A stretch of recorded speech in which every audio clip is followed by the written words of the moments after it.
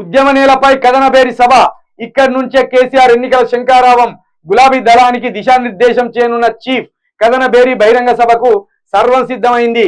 కథన కుతూహలంతో గులాబీ దళం పనిచేస్తుంది. తమ అధినేత రాక కోసం ఆతృతగా ఎదురు చూస్తుంది. నేడు సాయంత్రం 4 గంటల సమయంలో ఎస్ఆర్ఆర్ మైదానం నుంచి పార్లమెంట్ ఎన్నికల ప్రచారాన్ని బీఆర్ఎస్ అధినేత కేసీఆర్ ప్రారంభించనున్నారు.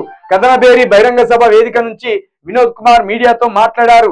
పార్లమెంట్ లో తెలంగాణ గొంతు వినిపించాలంటే బీఆర్ఎస్ ను గెలిపించాలని, తెలంగాణ రాష్ట్రాన్ని సాధించినట్లే గత 10 ఏళ్లలో కేంద్రంపై పోరాటం చేసి తెలంగాణ హక్కులను సాధించుకున్నామని ఆయన అన్నారు. ఢిల్లీలో బీజేపీ, తెలంగాణలో కాంగ్రెస్ ఉందని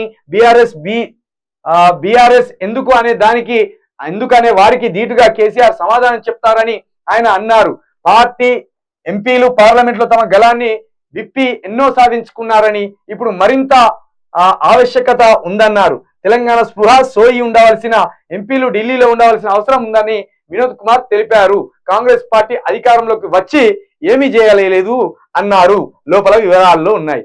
మొత్తానికి ఈ రోజు ఉద్యమ నేలపై కథనబేరి సభ అని కేసీఆర్ లోక్సభ ఎన్నికలకు సంబంధించి ఒక శంఖారావాన్ని కంచెలి పూరించడానికి తమ పార్టీ ఎంపీ అభ్యర్థులకు ఒక నూతన ఉత్తేజాన్ని కలిగించడానికి సభ పెట్టబోతున్నట్టు తెలుస్తుంది.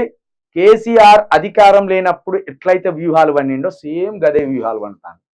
ఏనాడు కూడా కేసీఆర్ లేడికి లేచిందే పరగా నురకలే. సమయం రావాలి, సందర్భం రావాలి, అదును రావాలి, అప్పుడు అందిపుచ్చుకోవాలి. ఇది కేసీఆర్ స్ట్రాటజీ. రా అసెంబ్లీకి రా, నువ్వు పిలిస్తే ఎందుకు అతడు ఆయన అసెంబ్లీ? ఆయన ఎప్పుడు పోవాలో అసెంబ్లీకి అప్పుడు తెలుసు ఆయనకు. ఆయన ఎప్పుడు మీటింగ్ పెట్టాలో అప్పుడే కరెక్ట్ పెడతాడు. రాజకీయం అనేది వ్యూహం లేకుండా ఉరకడం వృధా. సమయం రావాలి, సందర్భం రావాలి, అప్పుడు మన స్ట్రాటజీ అప్లై చేయాలి. గప్పుడు సూపర్ సక్సెస్ అవుతాం. కేసీఆర్ ఏం ఎడ్డోడు కాదు, గుడ్డోడు కాదు, ఏం తెలవనోడు కాదు.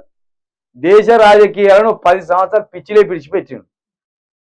అంతకుముందు 10 సంవత్సరాలు ఉద్యమ సమయంలో ఇవ్వనికి అర్థం కాకుండా ఆగం చేసిండు. సమయం వచ్చినప్పుడు ఆ సమయాన్ని అందిపుచ్చుకోవడంలో మునగాడు కేసీఆర్. అది వ్యూహం ఉండాలి. ఆ వ్యూహం లేకపోతే రాజకీయంలో ముందుకు పోలేం. అందుకే కేసీఆర్ తన మానాన తన ఇంట్లో ఏం చేస్తాడు? వ్యూహాలు పన్నుతాడా, ఖాళీగా ఉన్నాడా, బుక్కులు చదువుతాడా? కానీ ఆయన మొత్తానికి అయితే ఒక 4 గోడల మధ్యన రెస్ట్లో ఉన్నాడు. రెస్ట్లో ఉండి వచ్చేం తెలంగాణ ఆగానికి ఇడిచిపెట్టాడు. కరెక్ట్గా ఇప్పుడు మన అడుగు అక్కడ పడితే ప్రజలకు అవసరం వస్తుంది, రాష్ట్రానికి అవసరం వస్తుంది, ఇగో పార్టీకి కూడా మైలేజ్ వస్తుంది అని ఆయన స్ట్రాటజీ, ఆయన వ్యూహం అల్లుకొని బయటికి వెళ్తాడు. ఇలా సభ కాబట్టి సభ సందర్భంగా బయటికి రావాలి కాబట్టి రాబోతాను. ఇక ఎంపీ వినోద్ కుమార్ గారు కూడా ఒక గొప్ప మాట మాట్లాడారు.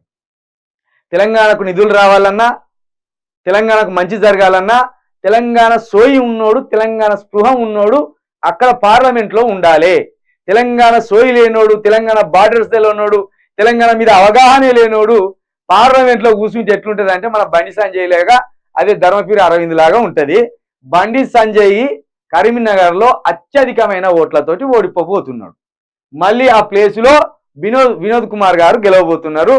కరీంనగర్ ప్రజలారా, మీరు సోయితోటి స్పృహతోటి వినోద్ కుమార్కి ఓటేయండి. ఎందుకంటే తెలంగాణ సోయి స్పృహ అని 2 అద్భుతమైన వాక్యాలు ఇక్కడ మాట్లాడిండు. ఆ సోయి, ఆ స్పృహ తెలంగాణ ఉద్యమకారుడిగా వినోద్ కుమార్ గారికి ఆ ఘనత దక్కుతుంది. ఇక మసీదులను దవ్వుతాం, బండి పోతే బండి ఇస్తాం, గుండు పోతే గుండి ఇస్తాం. ఇది మన బండి అన్న యొక్క స్పృహ సోయి. ఇక ఇవాళ సోమవారం అన్నా ఏ దేవునికి మొక్కుతామన్నా, రేపు మంగళవారం ఏ దేవునికి మొక్కుతామన్నా, గివి చెప్పడానికే పార్లమెంట్ దాకా పంపినాం మేము. పార్లమెంట్ దగ్గరికి పోయి ఇలా ఏం వారం కనకచ్చుకోపో బండి సంజయ్ అని చెప్తే పార్లమెంట్ దాకా పోయి వచ్చినావు. కాబట్టి కరీంనగర్ ప్రజలారా, మళ్ళా నోట్ల మన్ను పోసుకోకుర్రి, మీ బతుకుల మన్ను పోసుకోకుర్రి. ఒక ఎడ్డిగాడిదిని, అదేవిధంగా ఒక ఎర్రగడ్డలు ఉండవలసినోని తీసుకపోయి పార్లమెంట్లో కూర్చోబెట్టే పరిస్థితి చేయకుర్రి. ఇక తప్పకుండా ఓటుతోటి బుద్ధి చెప్పి ఎర్రగడ్డకే పంపిరు. ట్రీట్మెంట్ జరిగితేనన్నా వారాలు గుర్తుంటాయి, దేవుళ్ళు గుర్తుంటారు.